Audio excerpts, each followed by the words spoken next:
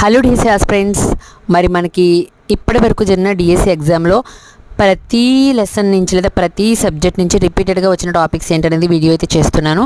తెలుగులోకి వచ్చేసి మనకి కొన్ని రిపీటెడ్ టాపిక్స్ ఏ టాపిక్స్ నుంచి వచ్చాయో మనం కనుక చూసినట్లయితే, ముఖ్యంగా మనం చూసినట్లయితే సందుల గురించి, సమాసాల నుంచి మనకైతే రిపీటెడ్గా బిట్స్ ఉన్నాయి. అలాగే రచయితలు, ఇతరుత్వాలకు సంబంధించి కూడా మరి బిట్స్ వస్తున్నాయి. దీనికి సంబంధించి మన ఛానల్ వీడియో కూడా పెట్టిన ఒకసారి చెక్ చేసుకోండి. ఓన్లీ రచయితలు, ఇతరుత్వాలు, పాఠాలు, అలాగే టెక్స్ట్ బుక్ లాస్ట్ పేజీలో ఉన్న అర్థాలు, పర్యాయపదాలు, నానార్థాలు బాగా చూసుకోండి. అలాగే ఘన విభజన ఒకటి, జాతీయాల అలంకారాలు, అలాగే విద్యా ప్రమాణాలు, విద్యా లక్ష్యాలు అనేవి హైలైటెడ్ పాయింట్. ఎందుకంటే ప్రతి సబ్జెక్ట్లో తెలుగు, మ్యాథ్స్, సైన్స్, సోషల్, బయాలజీలో ఖచ్చితంగా దీని నుంచి పేపర్లు అయితే 3+4+ బిట్స్ అయితే ఖచ్చితంగా ఈ రెండు టాపిక్స్ నుంచి వస్తున్నాయి.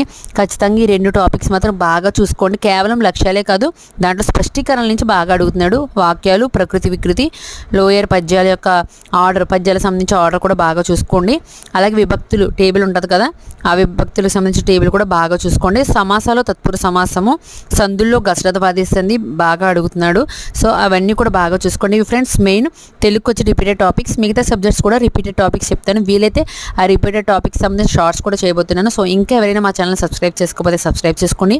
మీకు ఉపయోగకరంగా నా వీడియోస్ ఉన్నాయనుకుంటే బెల్ బటన్ క్లిక్ చేయడం మాత్రం మర్చిపోకండి. Thank you.